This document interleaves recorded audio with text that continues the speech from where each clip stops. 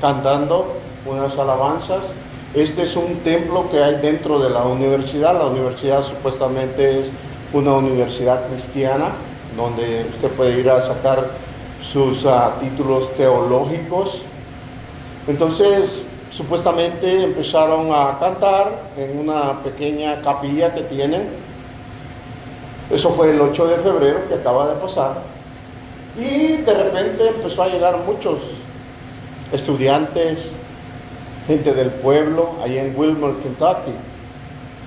Y duraron 12 días, día y noche, cantando alabanzas y de vez en cuando predicaciones. Y a esto le llamaron como un avivamiento nuevo que había pasado, ya que en esta universidad al parecer ya había pasado varias veces, cada 7 años supuestamente sucede. Lo que me llamó la atención, yo estuve atento de qué es lo que estaba pasando ahí. Es algo que nosotros tenemos que estar con los ojos bien abiertos y los oídos. Y supuestamente personas, la mayoría eran lesbianas de la comunidad que le llaman LGTB+, Q+, que ya ni se sabe ni cómo llamarles. Entonces, ellos supuestamente son los que estaban en el vocabulario que usan algunos, aceptando a Jesucristo en su corazón y que eran salvos por esos 12 días.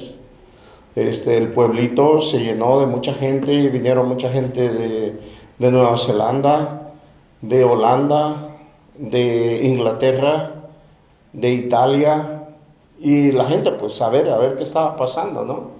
La mayoría de aquí de los Estados Unidos fueron allá a Wilmore, Kentucky, y bueno, sucedió, ¿no? Pero la mayoría de los grupos que ellos invitaron fueron grupos con actividad y los miembros supuestamente son gays. Y la mayoría de los que estaban viniendo a esa universidad eran de esta comunidad LGTBQ, que supuestamente ellos aceptaron a Jesús en ese momento. Entonces, pues yo me dediqué, ¿no?, a estudiar. Y yo dije, bueno, ¿qué está pasando, no? ¿Será esto verídico? Es de la manera de que el Señor lo puso en su palabra, que estuviéramos listos a un avivamiento. Son los pasos a llevar para que suceda un avivamiento, tal como sucedió en esta iglesia. Bueno, la iglesia en sí es una iglesia metodista. Se cree que fue creada por John y Charles Wesley. Juan Wesley es uno de los reformadores puritanos que estuvieron presentes en 1729. Es cuando él empezó a crear esta iglesia, la iglesia metodista. Realmente tienen una doctrina bastante muy semejante a la doctrina de la gracia, que creemos de que es la gracia de Dios, la cual nos salva, no necesitamos hacer nada. Ellos creen en la Trinidad, ellos creen que Cristo es Dios nacido de una virgen, resucitó al tercer día y luego vendrá. Entonces casi todas las cosas que ellos creen realmente son muy interesantes. Y sabemos, no sé si han escuchado de John Wesley o Juan Wesley, si le quiere hablar, si quiere que se le diga en español. Fue uno de los puritanos que más empezó a depurar la doctrina que ya venía de la Iglesia Católica, y que durante la Reforma no se terminó, y ellos siguieron depurando la doctrina. El único problema donde ellos, yo indagué sobre ellos, es de que creen de que ellos van a obtener su santificación, su santidad, así en el cuerpo, en vida. O sea, que no va a haber acción del Espíritu Santo, arrebatamiento, para que usted llegue a ser santo.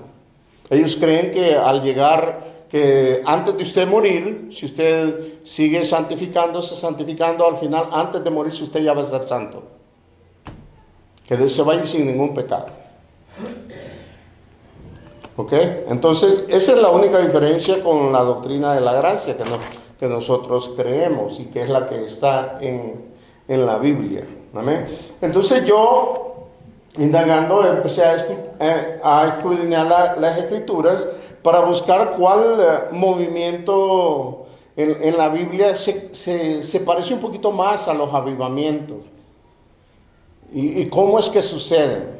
De acuerdo a las Escrituras, no porque alguien lo diga, no porque alguien lo prepare, no porque alguien piense de que debe de hacerlo, porque la iglesia lo necesita y porque es bueno para el Estado, para el país. En fin, la mayoría de los avivamientos han sucedido aquí en los Estados Unidos y en Inglaterra, los supuestos avivamientos. Entonces, también indagando acerca de qué significa avivamiento y cómo lo ponen algunos puritanos, encontré a Jonathan Edwards, que es uno de los más respetados cristianos evangélicos de aquí de los Estados Unidos.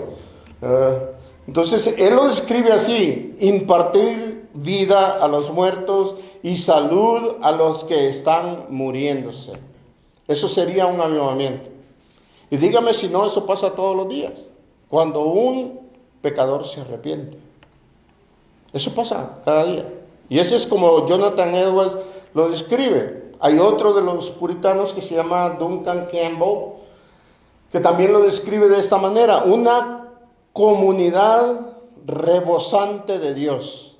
Yo creo que esa es la forma un poquito más acertada.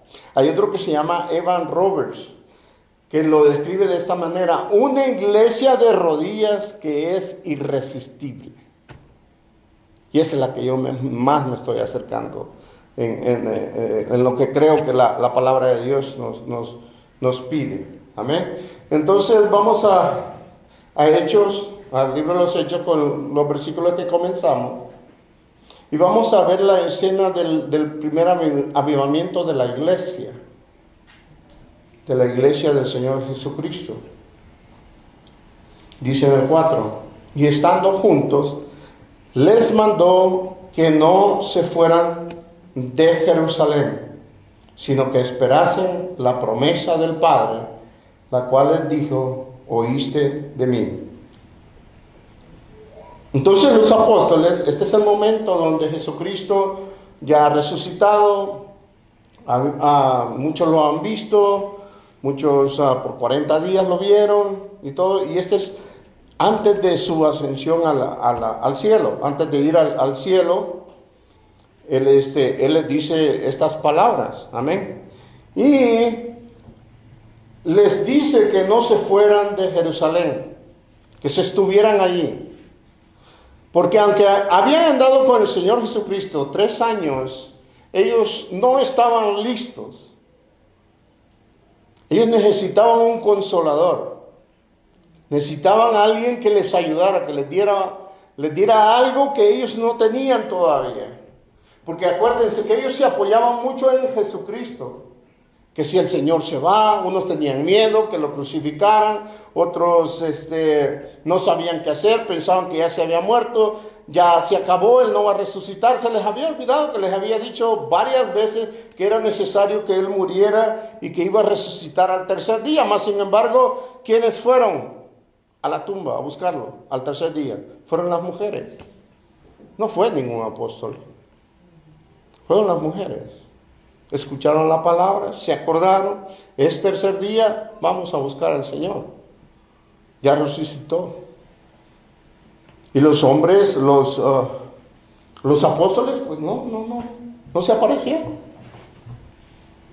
Y vinieron las mujeres y empezaron a dar la noticia, ¿no?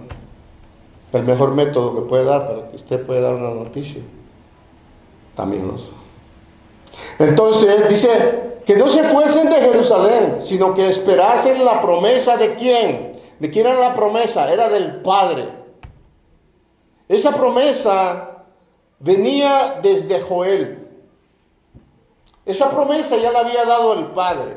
Entonces, si nosotros vamos a buscar un avivamiento, pensamos que va a haber un avivamiento, indaguemos en las Escrituras. ¿De dónde tiene que venir la palabra primero? Del Padre. El Padre es el que tiene que decir, esto va a suceder. El Padre es el que va a dictar cómo va a suceder las cosas. Amén. Y entonces dice, no solo que el Padre fue su promesa, ya ve que todo lo que Él promete lo cumple, no como nosotros, ¿no? Señor, si tú haces esto, yo cambiaré, yo haré tal cosa. No le proponemos nunca nada al Señor, porque nosotros no cumplimos, mas Él sí. Entonces, cuando hay una promesa del Padre, nosotros sabemos que va a suceder. Si el Padre dice su palabra, este es mi Hijo, en el cual yo tengo complacencia, oír, es a Él que tenemos que oír también. Y por eso Él lo dice. El cual les digo, oíste de mí. Lo escuchamos del Padre y Jesucristo lo vuelve a decir, como diciendo, lo que el Padre me dijo, también lo oíste de mí. No va a ser de que de repente alguien se va a nombrar apóstol y va a empezar a decir cosas que la palabra no dijo y ni siquiera lo dijo Jesucristo. Entonces tenemos que estar muy, muy atentos a cómo es que nosotros debemos de identificar estos eventos.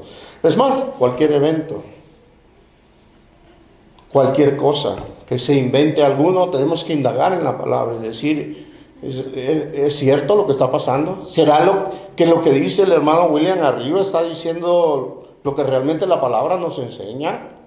Es por eso que le pedimos de que cada uno de ustedes indague en las Escrituras, de todo lo que nosotros le predicamos, el pastor o yo o algún otro siervo que venga aquí. Amén. Entonces, les dijo, oíste de mí. Bueno, ¿y cuándo les dijo eso? Vamos a Lucas 24.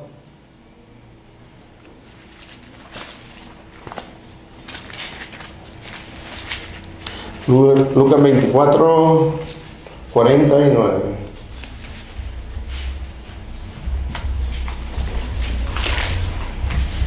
Mire que aquí el Señor lo vuelve a recalcar, Dice Lucas 24, 49, dice, he aquí, yo enviaré la promesa de mi Padre.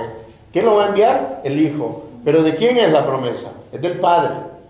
Amén. Sobre vosotros, pero quedaos vosotros en la ciudad de Jerusalén hasta que seáis investidos de poder desde lo alto. Este poder no es el poder de tumbar a la gente, no es el poder de que empodérate, o de que las mujeres se empoderen. No está hablando de este tipo de poder. Entonces ya lo había prometido, ya la promesa la había dado el Padre. Jesucristo ya se los había dicho de acuerdo a Lucas, y además ahorita se los está volviendo a decir. Yo se los dije, no se vayan, esperen. Así como están ustedes, los 11, y ya habían elegido a Matías aquí, ustedes ya saben, no, todavía no lo habían elegido. Entonces, ustedes ya saben que tienen que esperar. Ya se los dije, tienen que esperar. No podemos actuar sin la palabra. No podemos actuar hay veces. Hay veces tenemos que esperar hasta que el Señor nos diga, haz tal cosa, haz la otra. Tenemos que tener paciencia cuando el Señor nos habla. Y así son los avivamientos. Así es como el Señor lo ha puesto en su palabra. Cuando el Señor les dice aquí, en Lucas 24, 49, donde les dice, he aquí yo enviaré la promesa de mi Padre sobre vosotros, pero quedaos vosotros en la ciudad de Jerusalén hasta que seáis investidos de poder. Esta palabra investir significa totalmente sumergido en el Espíritu Santo.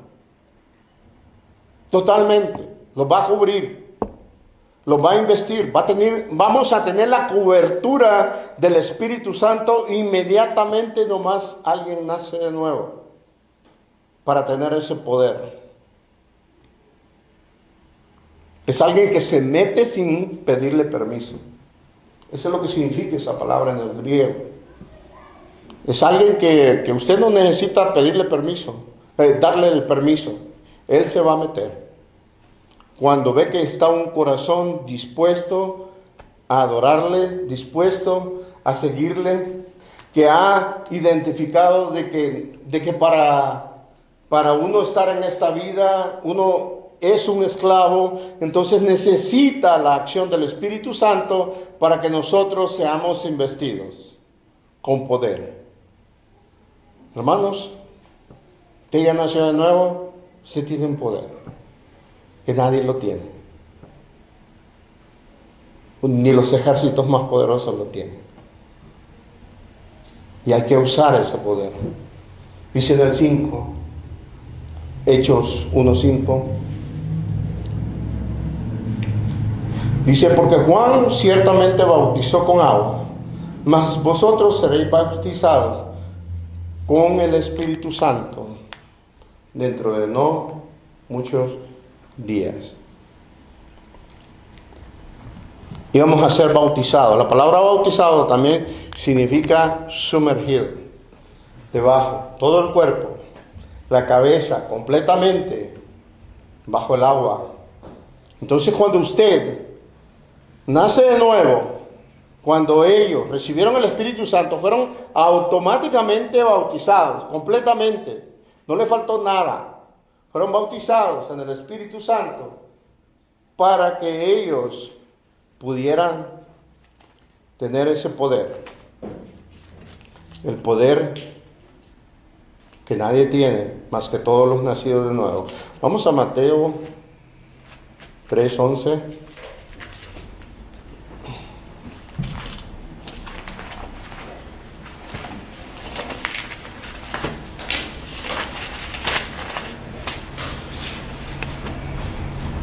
Y dice, yo os bautizo en agua para arrepentimiento. Este es Juan el Bautista. Pero el que viene tras de mí, cuyo calzado yo no soy digno de llevar, es más poderoso que yo. Él os bautizará en Espíritu Santo y fuego. Mire que si usted no tiene el Espíritu Santo, usted no puede predicar la palabra con denuedo. Usted no puede, aunque sea muchos personas que no creen en Dios, ateos, leen la palabra, utilizan ciertos versículos para debatir con alguien, para decirle que de Dios no tiene el poder para hacer muchas cosas, que el Dios que nosotros creemos no es cierto, pero ellos no entienden la palabra, no conocen a Dios. Una cosa es saber las Escrituras y otra cosa es que conozca uno quién es Dios. Entonces eso es muy importante. El Espíritu Santo es el que nos va a investir, nos va a cubrir, se va a meter entre las cosas que nosotros hagamos y nos va a decir, esta es la forma que tú debes de llevar tu vida. Y seremos bautizados a la hora de nacer de nuevo. Amén. Dice en el 6. Entonces, los que se habían reunido le preguntaron diciendo, Señor, ¿restaurarás el reino de Israel en este tiempo? Mire que estaban ansiosos. Y eso es lo que yo vi cuando estuve investigando sobre este avivamiento, supuesto avivamiento allí en Wilmore, Kentucky, de que estaban ansiosos. La gente estaba ansiosa. Y he escuchado a algunos cristianos en el ámbito evangélico, más que todo en el área pentecostal, donde han dicho, no, es que va a venir un avivamiento, es que el avivamiento. Están ansiosos. ¿Por qué? Porque las sillas no están llenas. ¿Para qué queremos unas sillas llenas de gente no convertida? Necesitamos vacías, las sillas llenas de gente que está convertida. Y eso es lo principal que tiene que buscar una iglesia. No que esperemos un avivamiento. Qué bueno es, sí, qué bueno es. Pero no que lo estemos ansiosos a que eso suceda. En esta iglesia ya habían pasado 7 años y supuestamente iba a pasar cada 7 años. Y de repente, exactamente en la misma fecha, en febrero, en los días de febrero, vuelve a pasar. Se me hace muy sospechoso de que vuelva a pasar. Mire que los apóstoles aquí hicieron una pregunta muy buena, ¿no? ¿Restaurarás el reino a Israel en este tiempo? ¿Es ahorita, Señor? ¿Es ya cuando esta iglesia se va a llenar? No sabemos.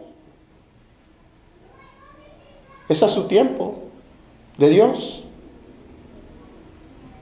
Lo cual nosotros tenemos que andar evangelizando también. Amén. Predicar la palabra correcta como se debe. Dice del 7, y les dijo: no os toca a vosotros saber los tiempos o las sazones que el Padre puso en su sola potestad. Es potestad del Padre, solo Él tiene ese poder, solo Él tiene ese derecho, nadie más. Sazón. Sazón viene de una palabra en griego que es kairos, que significa la incertidumbre. Cuando nosotros tenemos una incertidumbre, ¿a quién recurrimos? A Dios. Amén. Por eso les dice, no os toca a ustedes saber cuándo, o estar ansiosos cuándo van a suceder las ciertas cosas. Esperemos. Tenemos que esperar pacientemente. Y para eso se nos ha dado el Espíritu Santo, para que usemos la paciencia que Él nos da. Dice, esta palabra también significa influencia o un poder sobrehumano que nosotros no tenemos. Ese solo poder, ese solo le pertenece a Dios. Solo Dios tiene la razón de cómo las cosas van a suceder. Hay veces nos encontramos con versículos que hay veces no los entendemos y queremos sacar, y no es de nosotros. Hay veces las cosas hay que dejárselas a Dios, las que no las entendemos. Le decía al hermano, aquel que vino, el hermano Elías, sí, déjase las cosas, algunas cosas se las tenemos que dejar a Dios. No, es que cuando tú crees que la tierra, ¿cuántos años tiene? Algunas cosas las tenemos que dejar a Dios. No estuvimos allí, no estamos como Job. Nosotros no estuvimos allí cuando Él creó los cielos y la tierra. Amén. Solo hay que seguir y algunas cosas solo son en sola potestad del Padre y nadie más. Y por eso la gente, porque muchas en comunidad evangélica que se dice evangélica, empiezan a hablar puras tonteras, puras herejías, porque están ansiosos, porque ya les aburrió. Ya les aburrió ver poca gente en la iglesia, ya les aburrió de que nada esté sucediendo y se empiezan a inventar cosas. Hay uno en el Facebook que a cada rato anda diciendo que Israel va a ser atacado, que Israel aquí, que Israel allá, que Israel allá. Y nunca sucede. Ya lleva 10 años diciendo lo mismo. Creo que se imaginan quién es. Y no, son cosas del Padre, que debemos de respetar lo que le pertenece al Padre, como dijo el hermano hoy que levantó la ofrenda. Lo que es de Dios es de Dios, lo que es del César es del César, lo que es del Señor es del Señor, es para el Señor. Si nos empezamos a a preocupar por todas esas cosas, entonces nos vamos a fijar en el gobierno. ¿Qué poder tiene el gobierno? ¿Sabe qué? El Espíritu Santo tiene más poder que cualquier gobierno, que cualquier ataque, que cualquier guerra, que cualquier pandemia, que cualquier cosa, que cualquier enfermedad. Hemos visto milagros. Y yo sé que milagros van a seguir sucediendo. Dios usa doctores, usa presidentes, usa gobernantes para que su poder se manifieste. Amén.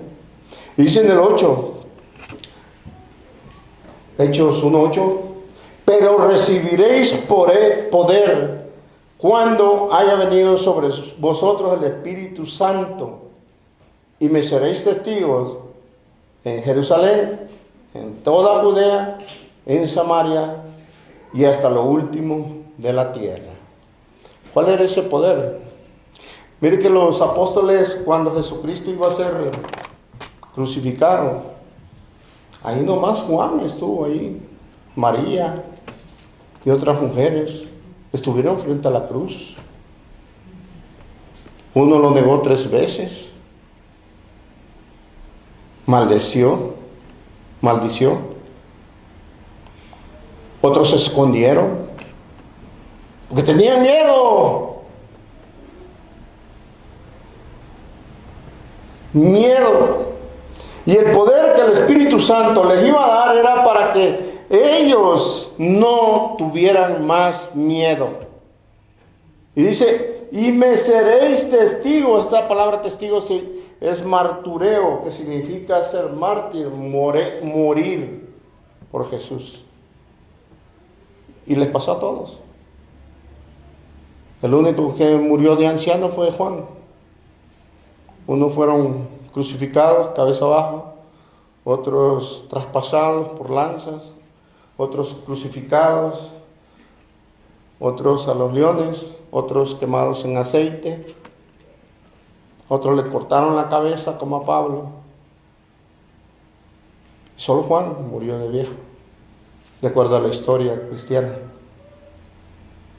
Y ese es el poder que ellos necesitaban para que el Evangelio se extendiera a todo el mundo. Ese poder es dunamis. Ese poder es para entender las Escrituras, para saber que yo no puedo nada, que yo no sé nada, que yo no puedo llegar al cielo si no es por Cristo, si no es por el Espíritu Santo. Ese poder es para predicar el Evangelio, para que no tengamos miedo. Ellos tenían miedo. Es más, ellos siguieron teniendo miedo. Ellos no querían salir de Jerusalén. Vino el Señor y levantó a Saulo para perseguirlos. Y solo así salieron de Jerusalén. Porque ¿qué les había dicho? En toda Judea, en Samaria y hasta lo último de la tierra. Les había dicho que salieran. Bueno, ¿no quieres salir a predicar? Yo te voy a hacer que salgas. Esa fue mi promesa, eso fue lo que yo les dije que hicieran después de recibir el Espíritu Santo. En toda Judea, en Samaria y hasta lo último de la tierra. Acuérdense que con los samaritanos no se llevaban muy bien. Los tenían por impíos. Y a predicar allá también el Evangelio. Y ese poder, eso es lo que llamó la atención de muchos escritores, editores en ese tiempo, como Flavio Josefo, para poder escribir lo que estaba sucediendo, el movimiento que estaba haciendo la iglesia, porque ese poder no lo habían visto en nadie. ¿Por qué? Porque Flavio Josefo ya había escuchado de que los 12 apóstoles eran unos cobardes si no estaba Jesucristo con ellos. Entonces, y de repente ellos andaban huyendo, escondiéndose, haciendo cultos en lugares donde no había nadie, en el desierto, en lugares donde nadie quería estar, en lo más sucio, en cuevas, en cavernas, donde sea, estaban predicando el evangelio, no le tenían miedo a absolutamente nada, al mundo, a la economía, a que si no tengo trabajo.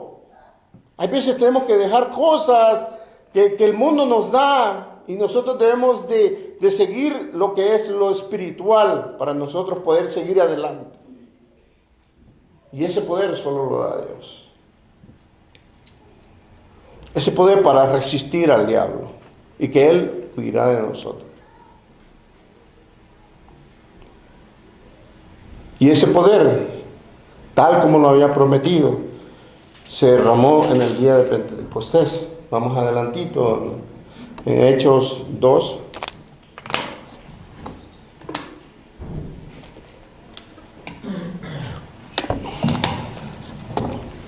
Hechos 2, 14. ¿Qué dice en su título allá arriba? Primer discurso de Pedro. Aquel que lo negó 3 veces. Y a la tercera vez dijo malas palabras. Dice 14. Y este es el poder del Evangelio. Este es el poder del Espíritu Santo. Entonces Pedro, poniéndose en pie con los 11, alzó la voz y les habló diciendo: varones judíos y todos los que habitáis en Jerusalén, esto os sea notorio y oíd mis palabras. Porque estos no están ebrios como vosotros suponéis, puesto que es la hora tercera del día, mas esto os lo dicho por el profeta Joel.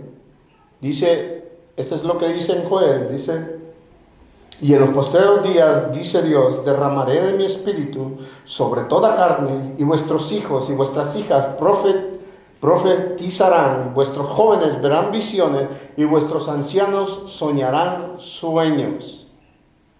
Mire qué hermoso. Esta es la promesa que estaba en Joel 2, de que en los postreros días, esa promesa era para la iglesia. Dice Dios: derramaré de mi espíritu. ¿Amén? Vamos a profeta Joel 2.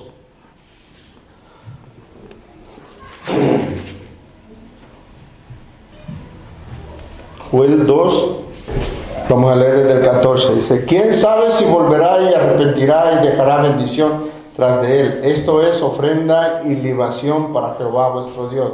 Tocar trompeta en Sión, proclamar ayuno, convocada asamblea. Mire qué es lo que estaba diciendo el profeta Joel: que se preparara el pueblo. ¿Con qué? Con ayuno. Y acuérdense que cuando los 12 recibieron el Espíritu Santo, ellos estaban juntos, estaban orando, me imagino, estaban orando, estaban en la fiesta de Pentecostés, lo cual ellos tenían que estar afuera comiendo y todo eso, y no, ellos estaban juntos, unánime, los 120 estaban en oración, y me imagino que en ayuno. Cuando esta iglesia allá en Wilmore, Kentucky, me imagino que no estaban ni en ayuno. Realmente tanta cobertura que tuvo de la televisión que nadie mencionó ayuno. Nadie mencionó nada de eso. Dice el 16, dice: reunid al pueblo, santificad la reunión, juntad a los ancianos, congregad a los niños y a los que maman. Salga de su cámara el novio y su tálamo la novia. Entre la entrada y el altar lloren los sacerdotes ministros de Jehová y digan: perdona, oh Jehová, a tu pueblo. Es una oración. Cuando sucedan avivamientos, cuando querramos de que una familiar, un amigo, alguien que le hemos predicado, la palabra se convierta y haya un avivamiento en su corazón, oremos, ayunemos. Amén.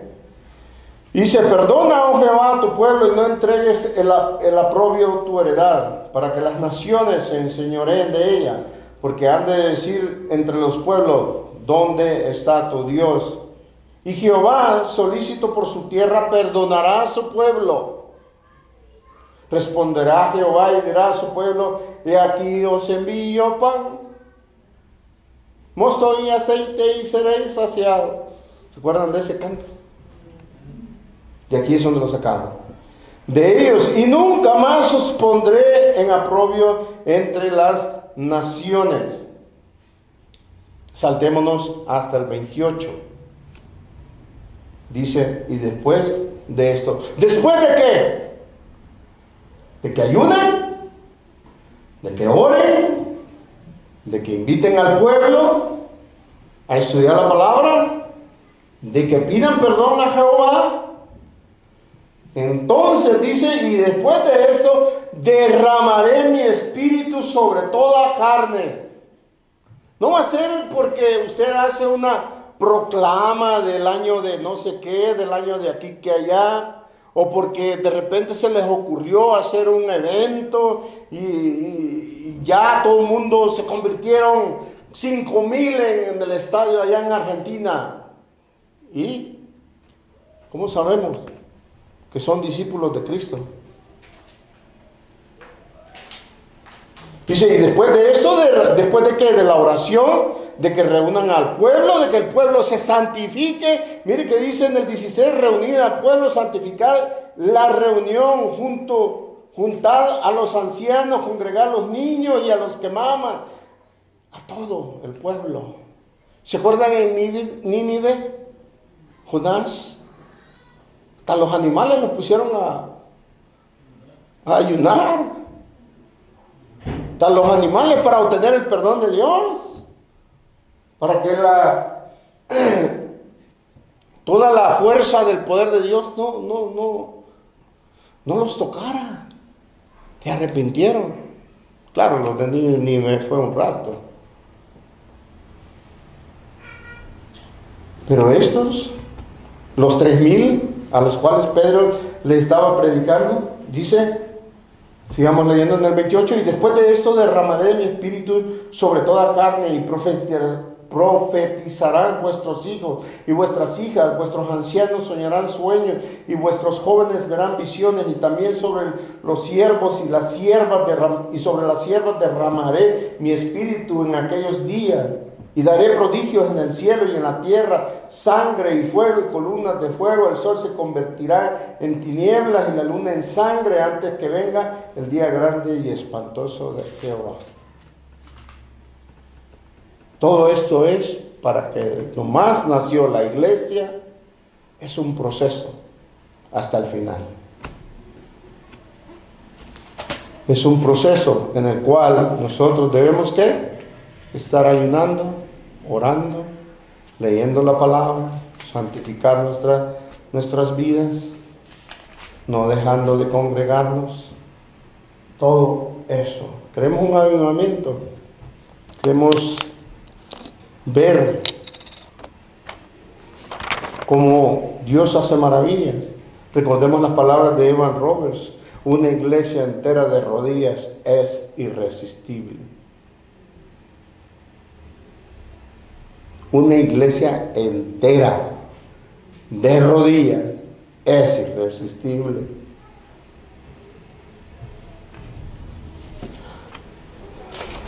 Amén. Regresemos al libro de los Hechos.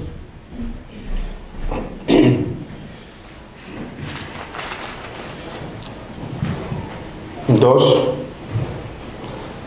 38.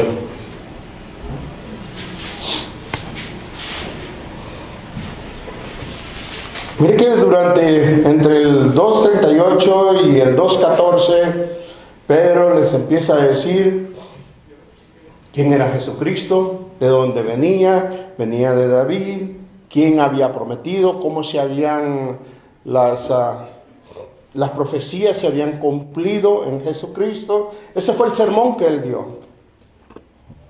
el sermón de Pedro.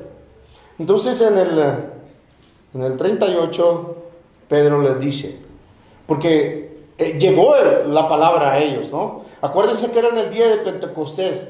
Muchos pueblos alrededor de Jerusalén iban a adorar, iban a la fiesta, iban a la pachanga que hacían en el día de Pentecostés. Pero nunca habían escuchado esto. Nunca habían escuchado de un Cristo.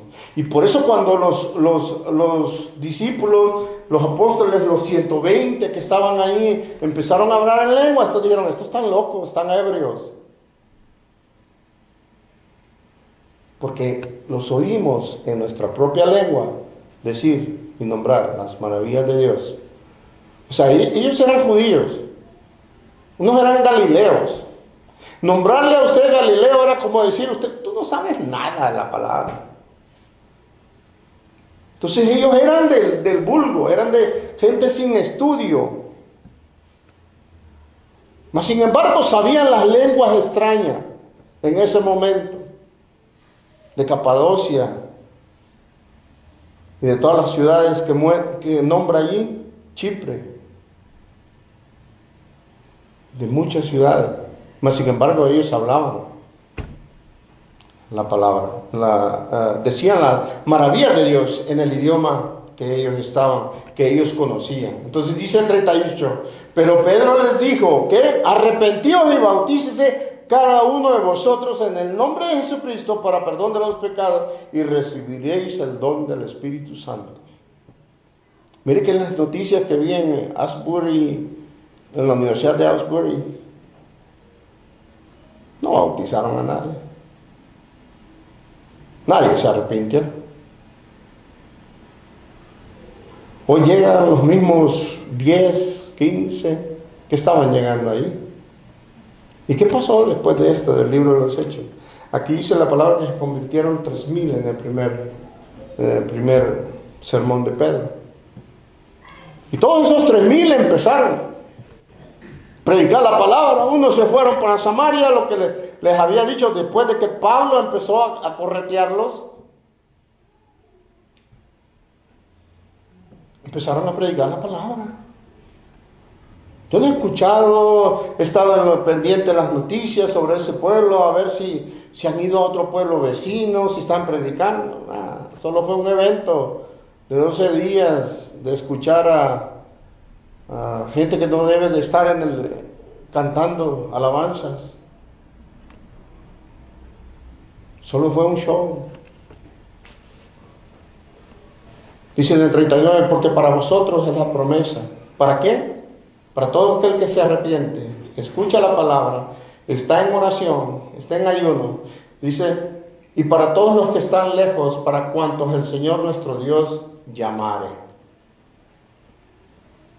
Y con otras muchas palabras testificaba y les exhortaba diciendo, sed salvos de esta perversa generación. ¿Saben que los de la comunidad LGTB que llegaron allí siguen en lo mismo? Siguen siendo lesbianas, pedófilos,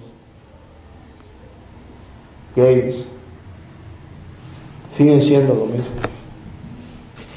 No hubo un arrepentimiento genuino como lo vemos aquí en el libro de los Hechos. Mire que Dios, en su bendita misericordia, hizo esto para que 3,000 en un solo sermón se convirtieran. Para que en solo escuchar la palabra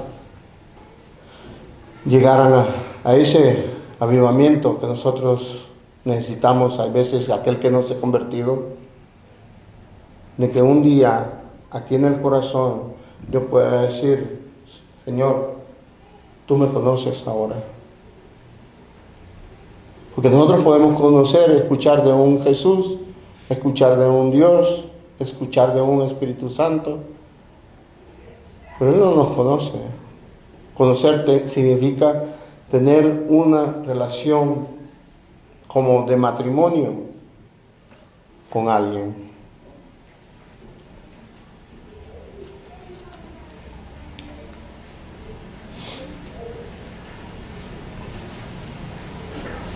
Yo lo describo así, después de leer la palabra, estudiarlo, y para que tal vez alguna otra vez escuchemos otro avivamiento. Dice, un verdadero avivamiento del Espíritu Santo resulta en un marcado incremento de vida espiritual en un gran número de entre el pueblo de Dios, como sucedió en el hecho de los apóstoles, acompañado de una conciencia sobre la presencia, oración, adoración, profunda convicción, saber que somos pecadores, junto con un anhelo de santidad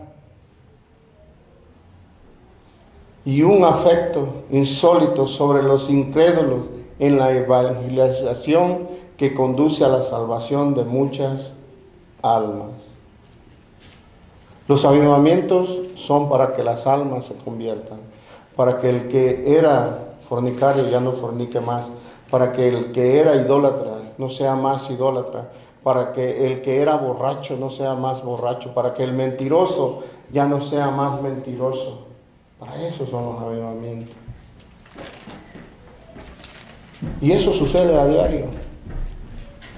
Muchos se están convirtiendo, así como muchos van al infierno, muchos se están convirtiendo, y hay muchos que están guiando, que son ciegos y están guiando a mucha gente a la perdición. Escuché una frase hace poco que dijo que un predicador de sana doctrina dijo,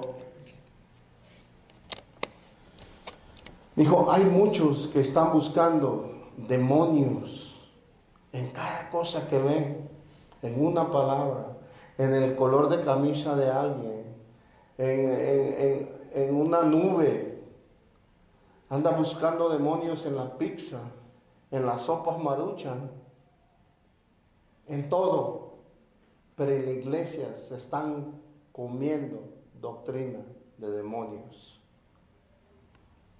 A mí me impactó esa frase de la persona que lo dijo. Porque hay muchas iglesias que están siendo engañadas a través de muchas cosas antibíblicas, de muchas cosas. ¿Todo por qué? Por no estar en oración, lectura de la palabra.